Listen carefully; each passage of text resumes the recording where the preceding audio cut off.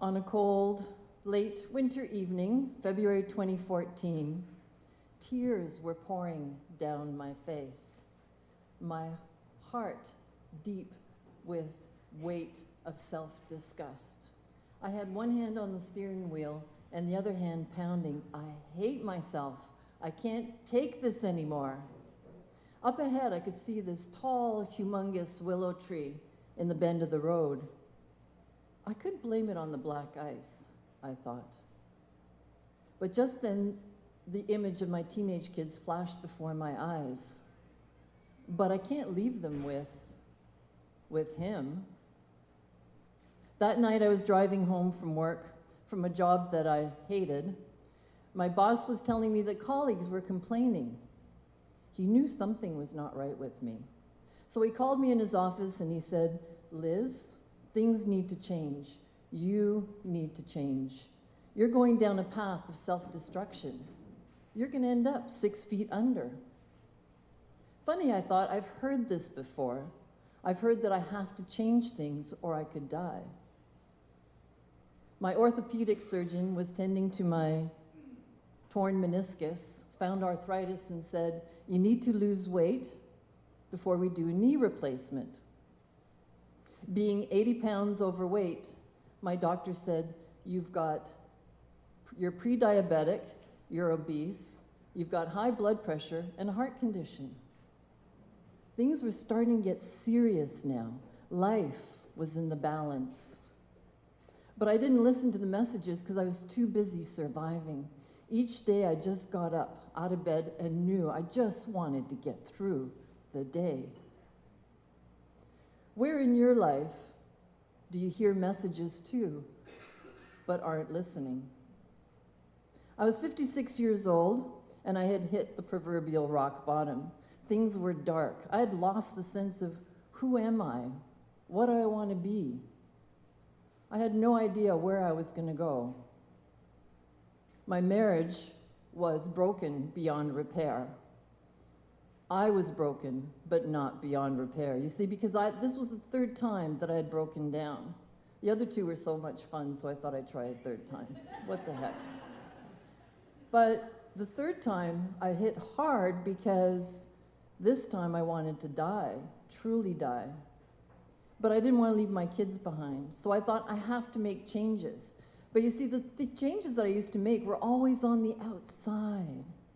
I was in this victim consciousness where I would blame everyone and everything for everything that was going wrong in my life. My weight gain wasn't my fault. No, it was the cookies in the cupboard. Weight gain's not my fault. It's the diet. The diets don't work. My marriage, it's his fault. He's the one that made me unhappy. My kids make me angry. That's the kind of victim consciousness I realized that I was in. So I knew that that was no longer working for me. I had to make some changes, and I had to change from the inside out. So how did I do that? So I thought to myself, well, okay, I have to stop and take a breather. So I quit work for about a year and chilled. And in those times when I chilled, I realized, wow, I don't have to rush around anywhere. It's amazing how when you start chilling and how you start relaxing, things start coming to you.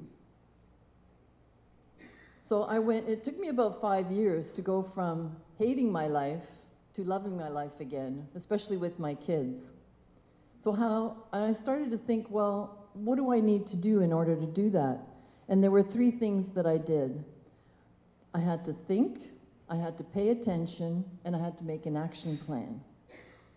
So when I was thinking, I started thinking about what am I thinking? What am I thinking about when I'm thinking? When I'm walking up the stairs, when I'm in the shower, when I'm driving the car at the grocery store. And it was unbelievable how horribly I spoke to myself, about myself. The negative self-talk was just, oh my God. And how I thought about other people, my ex, and so on. Things that had happened in my life kept going over in my mind and over my mind. It kept churning. No wonder I couldn't sleep at night. I was barely sleeping. So then I thought, okay, I need to pay attention. Now that I know all these thoughts and these things that I'm thinking about, I need to pay attention. I need to pay attention to my feelings and my thoughts and see how they might be connected. So I realized that when I got anxious, you get that pit in your stomach and, you feel really nauseous, like you're going to vomit. And I realized, but I always wanted to run away. So when that came, I would cancel social situations. I wouldn't go out. I'd always have some excuse. When I got stressed, it was that tightness in my chest. And in order to relieve that tightness and that pain in my chest, I would start drinking at night. It's just that little drink at night. Next thing I knew, I'd be finishing a bottle of wine. I mean, I still drink socially, but now I try and be careful and just drink on the weekends. And then I remember being at the lawyer's office, and I got this tightness in my throat. And then the tears started to well up in my eyes. And the lawyer says, well, are you okay? Do you want to stop? And I said, no, we have to keep going. But these voices in my head said, I'm a sissy. You're just being manipulative. Those are just crocodile tears. And these are things that I heard from my past, so I knew I had to wipe them out of my mind. So I realize that every time I tried to shut that down, that was the reason why. So I started turning that around and saying, no, I have a right to cry because it's fear.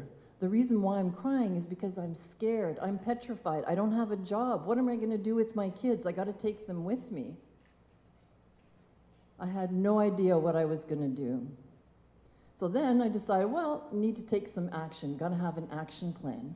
And the more I started thinking about what am I going to do in my life and how am I got to do this and I got to do that, once again, that hamster wheel gets going, right? And it's kind of like keeps going over and over in your mind. And I realized I'm really overthinking this. I need to just settle down and just take one step. So the first step is, fill out that financial statement for the lawyer. The second step is figure out how you're going to lose weight. And the third step is focus on your mindset. So once I started setting an action plan, things started to get easier and better. And then I realized, I'm going to try meditation. I've tried it before, but it doesn't work, right? Because your mind still keeps going 100 miles an hour. It still keeps replaying everything in your mind over and over again. And I said, but damn it, this time, I'm going to try it. So it's funny, even though I sat down and tried for 5 minutes, still going through my mind, but that's okay, right? Once I noticed that once I settled down and with ease over time, it's funny how your thoughts start changing. You start realizing that I used to be in this angry, sort of dark pull of pain, but now it's pulling me towards possibilities. So once I started to see the light, things started to feel better. Then I started to visualize. I wanted to see not how my life was, but how it could be. I started to see how I could go to Europe with my kids and travel. I would picture us, one of those scarves that kind of flowing in the wind, standing on the coast of Amalfi, in one of those the top-off cars, and my son's driving up the coast, all those kind of things, and how life was so wonderful. So then I gained momentum, and I felt really good about my life and moving forward. So I continued. And I just want to leave you one last thought, and that is, there was a time where I wanted to die, and I wanted to kill myself. But now I realize that was the beginning of my transformation. I still see that willow tree every now and then, but now when I see that tree, I don't want to hurt myself and I don't want to hurt the tree. But I see that tree as a symbol. It's a pillar of strength. For decades, it has withstood Mother Nature's battles, but the sun still shines on it. And I started to think about how life is like that, battling inner demons and outside demons, yet the sun still shines. Sometimes I can't see the forest for the trees, but I do see that willow tree. I'm 61 years old now, and I am who I am because of all the battles that I fought. Changing my life from the inside out saved me. It might just save you.